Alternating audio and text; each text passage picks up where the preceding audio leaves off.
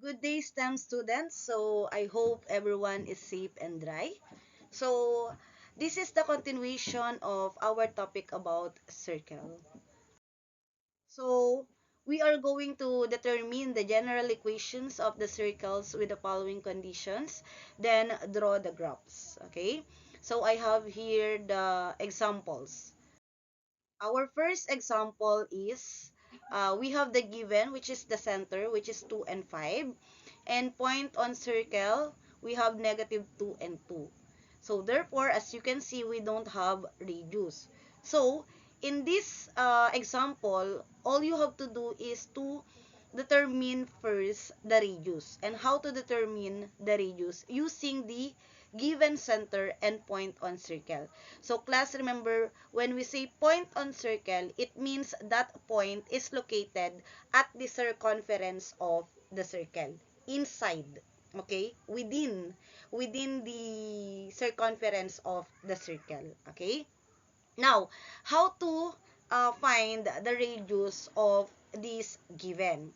So, if you still remember, class, the standard equation of the circle, it means you can determine the radius. So, again, what is the standard equation of the circle? So, again, the standard equation of the circle is x minus h squared plus y minus k squared equals r squared. Okay, so class, using that equation, we can find the radius. But how? So, we are going to derive. Okay? So, when we say derivation, it means you are going to eliminate the squared of the radius the uh, to get the value of our radius. But how? How to eliminate the squared? So, according to the rule, to eliminate the squared, all we have to do is to get the square root. Okay? But, if you are going to get the square root of the r squared, it means you are going to get also the square root of the other side. And that is according to the rule. Okay? So, to eliminate the squared, all we have to do is to get the square root of the left side and the right side. Okay?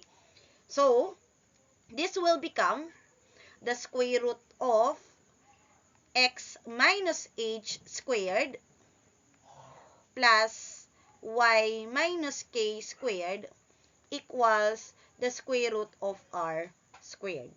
Okay? So, we can eliminate po the radical sign and the exponent of 2. But class, remember, in this equation, we can't eliminate this squared and this 1. Why? Because that is not multiplication. We have the operation here. That's why we can't eliminate that. Okay? As is na po yan, na that is the square root of. Okay? So, therefore, our r, the equation for, or the formula to get the radius is r is equal to, just copy po the given, the square root of x minus h squared plus y minus k squared. So, we are going to use this equation to find the radius. Okay po? Now, let us find po the radius. So, we have r is equal to, just substitute the value of x, h, y, and k. Ma'am, how do we determine the x, y, and the h and k? Class, remember that our center is always our h and k. Okay? Remember, class, that our center is the h and k. So, therefore, our h is 2 and our k is 5. Always remember that. Okay? Then, the point on circle or point on the circle, that is our x and y. Okay? So, now, since we already have the values of h, k, and x and y, we can find the radius na. Okay? So, all we have to do is substitute all the values. So, r is equal to the square root of What is our x? That is negative 2. What is our h? That is 2. So, minus 2 squared. Plus, what is our y? That is 2. This one. And then, minus 5. That is our k. Minus 5 squared. Now, let us simplify this one. So, r is equal to the square root of, just subtract this one. Class, as you can see, we have the same negative, negative. And according to the rule in integers, if they have the same sign, all you have to do is to add. Okay? So, therefore, negative 2 minus 2, that is negative 4. Kapag like sign, all you have to do is to add. Okay? Again, if the given is like sign, all you have to do is to add. Okay? So, negative 2 minus 2, that is negative 4. Then, plus, we have 2 minus 5. As you can see, we have the positive here and negative. So, since that is unlike sign, according to the rule, you need to subtract and then copy the bigger number, not the bigger value. Okay? Copy the bigger number yung sign po niya. Okay? So, since we have the bigger number in negative, therefore, that is negative. So, therefore, this will become negative 3. Kasi 5 minus 2, that is 3. And since we have the bigger number, which is 5, so we need to copy the negative. So, that's squared. Next, r is equal to the square root of negative 4 times negative 4. That's squared. Squared of negative, remember class, if you're going to multiply negative to another negative, it will become positive. So, negative 4 times negative 4 is positive 16. Okay? Plus, again, same po. Negative times negative, that is positive. So, 3 times 3, that is 9. So, therefore, our radius is 25. Square root of 25. Sorry. That is square root of 25. And, therefore, the square root of 25 is r is equal to 5. So, therefore, our radius is equal to 5. Okay po? Now, after getting the radius, we can now determine the standard equation and the general equation. But, before that, class, let us graph first our center and point on circle to check if our radius is correct. Okay? Again, we can plot po our center and point on the circle in our graph to check if our radius is 5. So, remember that our radius is 5. So, let us plot po. We have the center 2 and 5 and point on circle which is negative 2 and 2. Okay, let us plot po muna. So, this is our graph. So, our center is 2 and 5. So, as you can see, this is our center, this one. So, this is from the origin, count tayo ng 2. So, 1, 2, and then 5 pataas. 1, 2, 3, 4, 5. So, this is our center. Now, how about our point on circle? So, remember that our point on circle is negative 2. So, from the origin, count ka ng negative 2 to the left. So, 1, 2, ito yung negative 2, and then pataas, 1, 2. So, dapat ito yung ating point on circle. Ayan po. Okay? So, therefore, that is our given, or that is our graph for the center and the point on circle. Now, let's see if our answer is correct. Okay? So, using that given, let's see if our answer is correct. Okay po?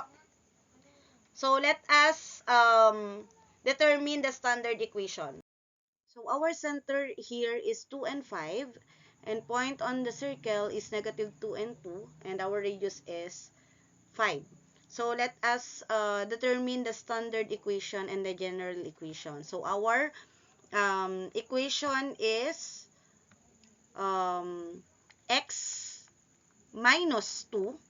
So, since our h is 2, squared plus y minus 5 since our k is 5 squared equals, get the square root of 5, which is 25.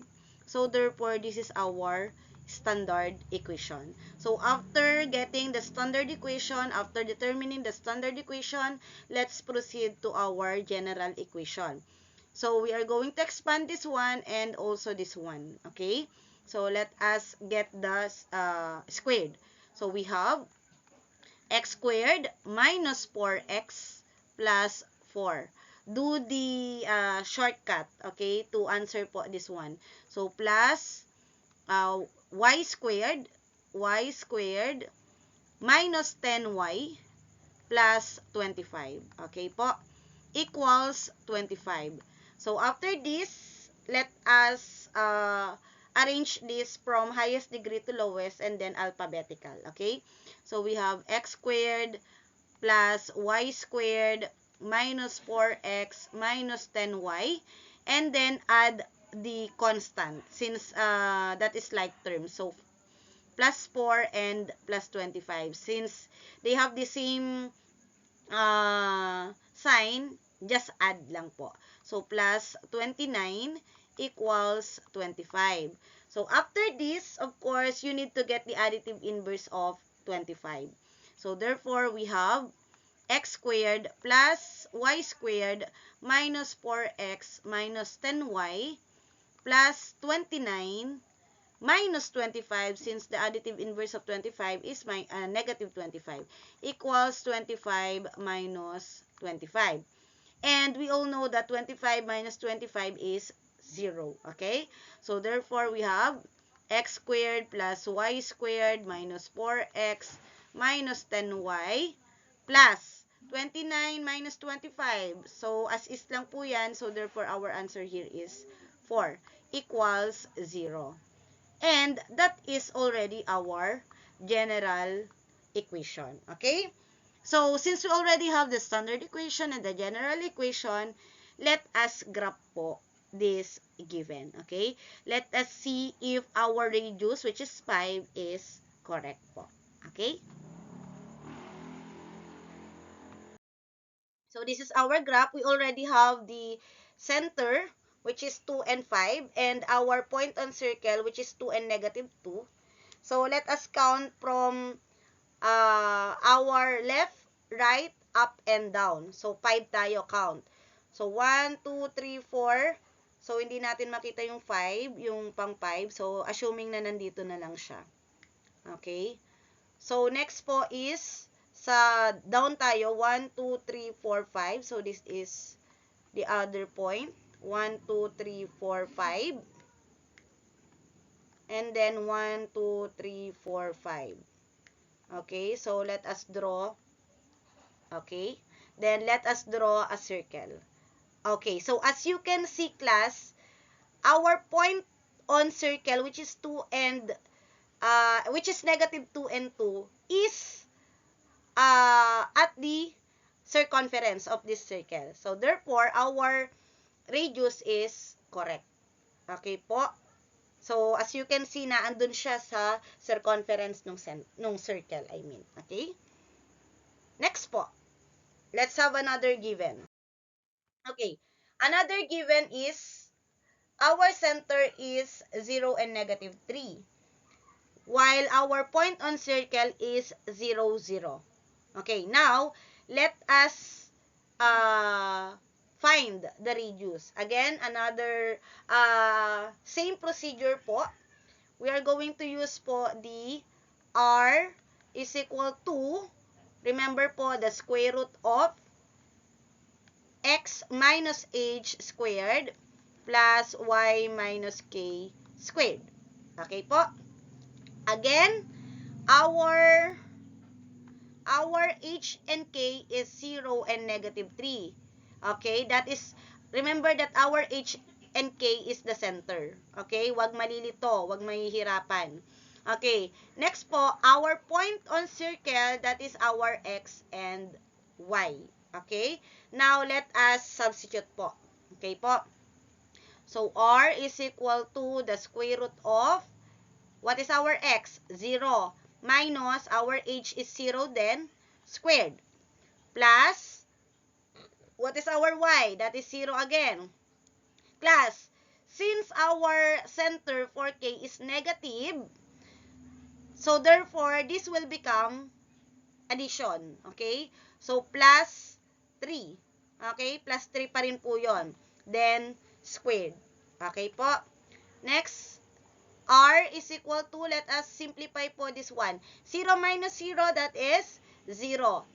So, let us write 0 here. So, 0 squared plus 0 plus 3. Yeah, that is 3. So, that is 3 squared. Now, we have r is equal to, okay, 0 times 0 is 0. Still 0 yon. 0 plus 3 times 3, that is 9. Okay, so therefore, our r is equal to square root of 9. And the square root of 9 is equal to 3. So therefore, our radius is 3. Okay, so let us plot po this one. Remember that our center is 0 and negative 3. And point on circle is 0, 0. Let us check. Okay, so we have the center which is 0 and negative 3. And our point on circle, remember class, the 0, 0 is point on circle, not the center. Okay, so point on center is 0, 0. Let us, after this, after plotting the center and the point on circle, we can check po if that is on the axis. Okay po, on the axis, we can check po if that is, if our radius is correct. So, from the center, count ka to that point on circle. Okay? So, count tayo. 1, 2, 3. So, therefore, our radius is 3. That's correct. Okay po?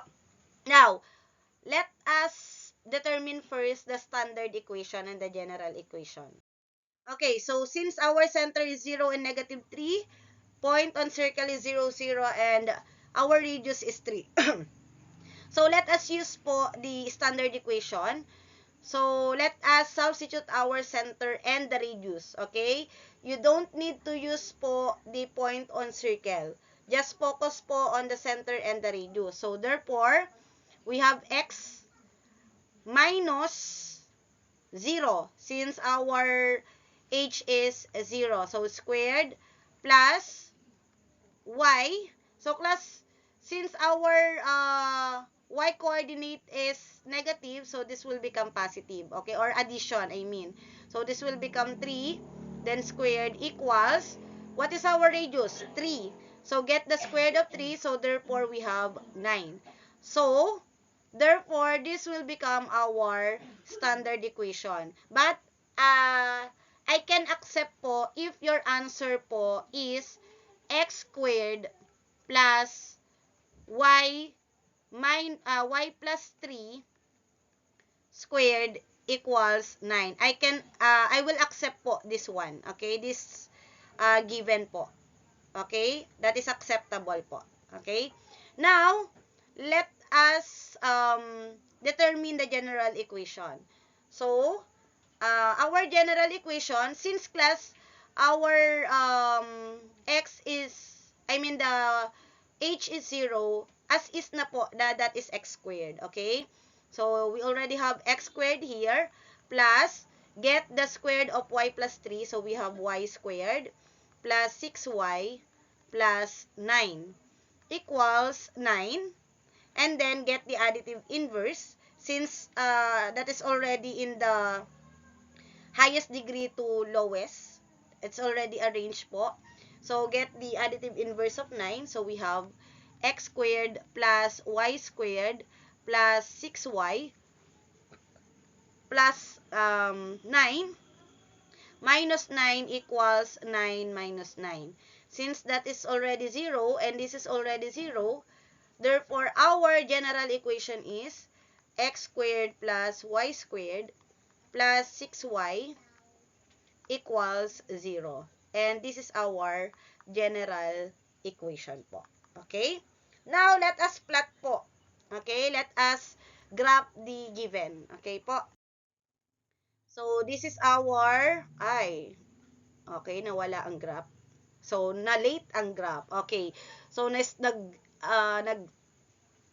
tayo sa plotting without graph. Okay. So, this is our graph. Okay.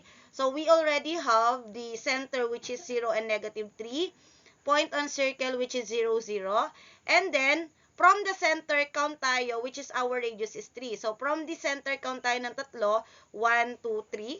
From our right. Then, to the right, I mean. Then, from the center to the left. So, 1, 2, 3. And then, pababa, 1, 2, 3. Since we already have the point sa pataas. Okay? Up. Then, we have already the circle. Okay po? Next example. Okay. So, the next example is the center is 5 and -1. Okay, class? So, ayan. Another example po. We don't have point on circle but we have the tangent to the y-axis. So, gusto ko sana ulit kayong i-ask kung ano po yung tangent but since we have synchronous class, so, syempre, I will explain po. So, if you still remember the topic about circle, the parts of the circle, if you still remember the tangent, when we say tangent class, that is the point on a circle na may line, which is our tangent. Ibig sabihin, when we say tangent, it touches only one point on the circle. Okay? It touches only one point on the circle and it has a line. Okay? Only one point lang yung tinatouch niya on the circle. Okay po? Now, how to determine the tangent in the circle in this given? Nang paano po makukuha yung tangent to the y-axis? Okay. So, since we already have the center, all you have to do is to plot muna. Okay? Just plot first the center. Okay? Let us plot po the 5 and -1. We can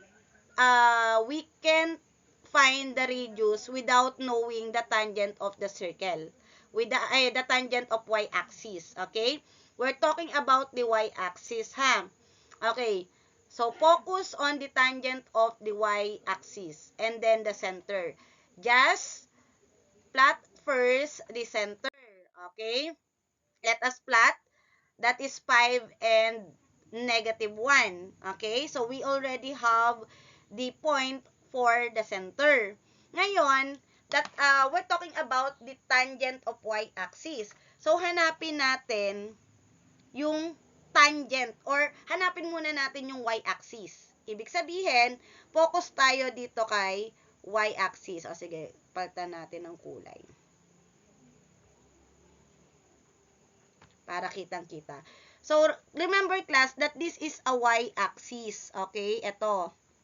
Ayan. That is our y-axis. Okay? When we say y-axis, ayun yung vertical. Okay?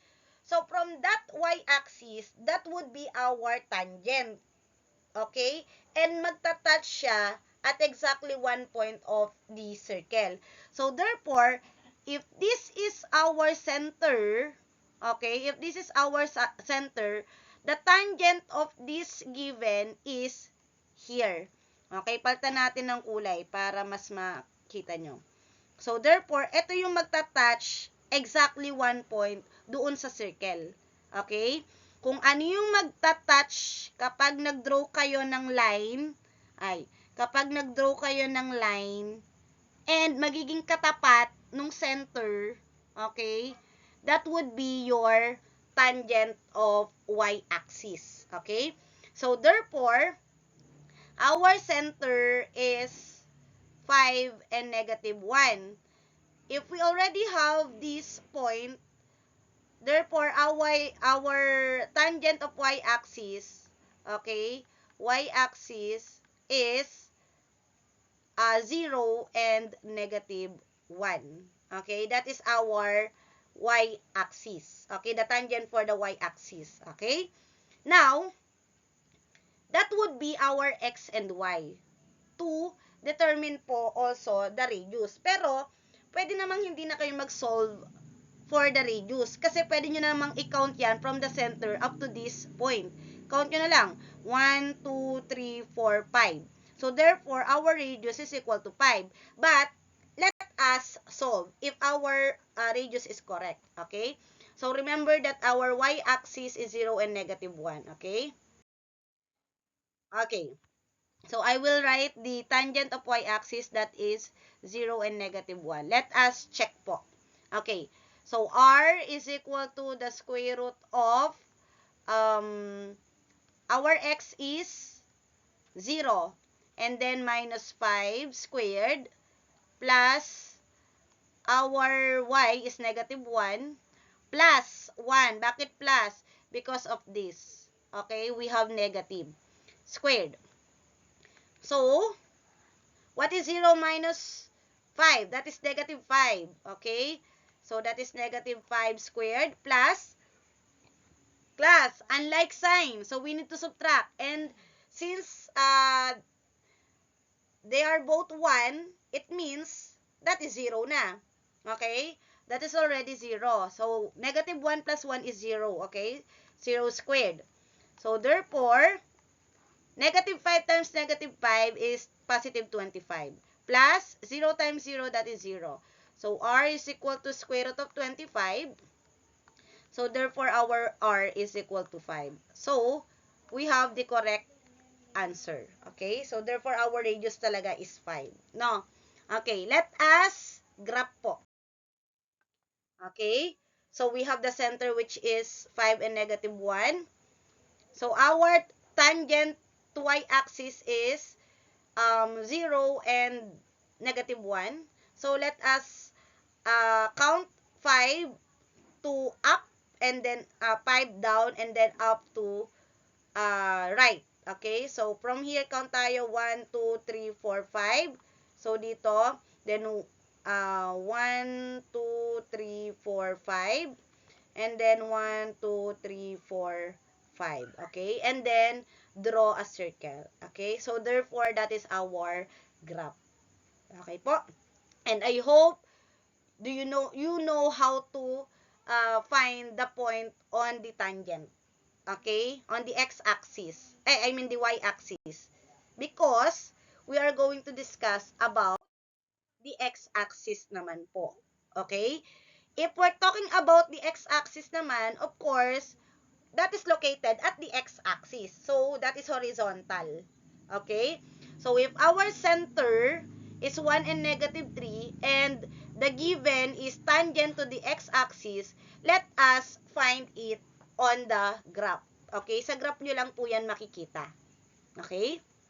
Now, let us graph po the 1 and negative 3. Okay, 1 and negative 3 is here. So, count tayo from the origin, count tayo 1 and then negative 3. 1, 2, 3. So, this is our center. And now, we are talking about the x-axis. So, this is our x-axis. So, remember class that is horizontal. Okay?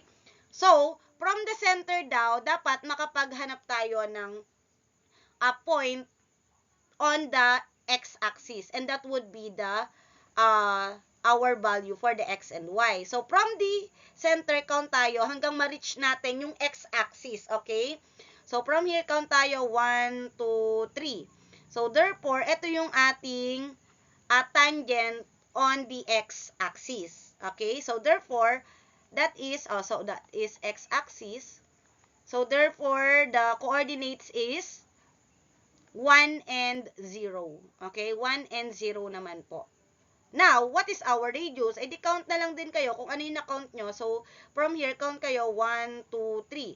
So, therefore, our radius is 3. Okay? Now, let us determine po the standard equation and the general equation. Okay po? So, our tangent po is 1 and 0. So, now, using those given, those coordinates, we can determine if our radius po is correct. Okay? So, we already count po the radius, which is r is equal to 3. So, let us check po. Okay. So, r is equal to the square root of our x is 1 minus 1 squared plus our y is 0. So, since ito ay negative, we need to use addition and then 3 squared. Now, simplify. So, 1 minus 1 is 0 already. So, 0 squared plus 0 plus 3 is 3. So, we have 3 squared. So, therefore, we have 0 times 0 is 0. We don't need to write na po, ha? So, 3 times 3, that is 9.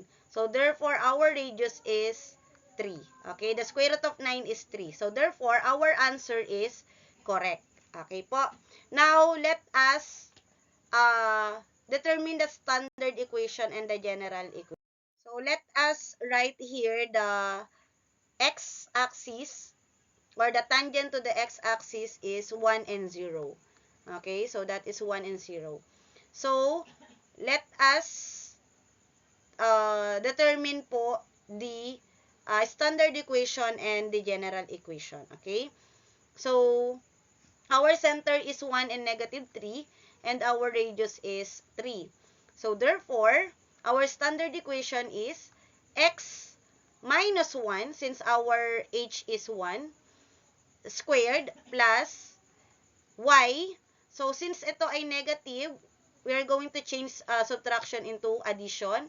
So, then 3 squared equals, get the square of our radius, which is will become 9. Okay? So, therefore, that is our standard equation. Okay? Next po is determine the general equation po. Expand po this one and this one. Okay? Get the squared.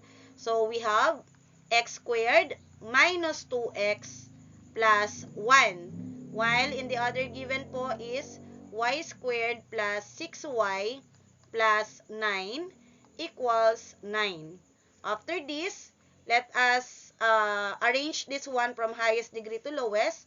So, we have x squared plus y squared minus 2x plus 6y.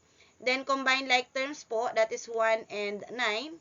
So, we have plus 10 equals 9. And then, get the additive inverse of 9. So, we have x squared plus y squared minus 2x plus 6y plus 10 minus 9, since the additive inverse of 9 is negative. So, equals 9 minus 9. And that is 0 na already. So, therefore, our general equation is x squared plus y squared minus 2x plus 6y plus 10 minus 9, that is 1 equals 0. And that is our general equation po. Okay? So, class, if you have any questions about our topic, do not hesitate to ask me po or ask your president po about your concern. Then, sila po yung magsasabi sa akin ng kung ano man. Or you can direct naman po me. Okay? Pwede kayong mag-direct sa akin if you have any questions po. So, after this class, let's have first an activity. Okay? So, we are going to check this if we have the face-to-face na on Wednesday. Okay po? So, this is your activity. By the way, graph pala muna natin. Okay?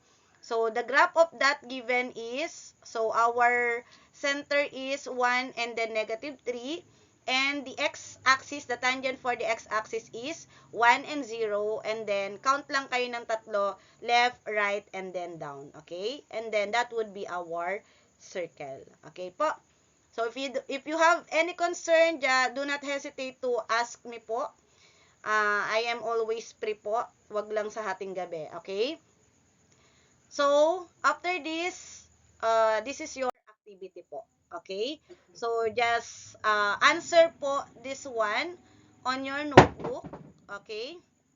Answer po this on your notebook. Okay po? So, and then after this, you may screenshot po this given and then copy po on your notebook. And then, do not just copy, okay? and answer din po. Okay? Do not forget to graph also this one. Okay? After this work, this activity naman po. Okay? You may screenshot po this one also. So, that's all, class. So, thank you so much for listening. I hope marami kayong natutunan today. Thank you so much, class. See you on face-to-face po. Thank you.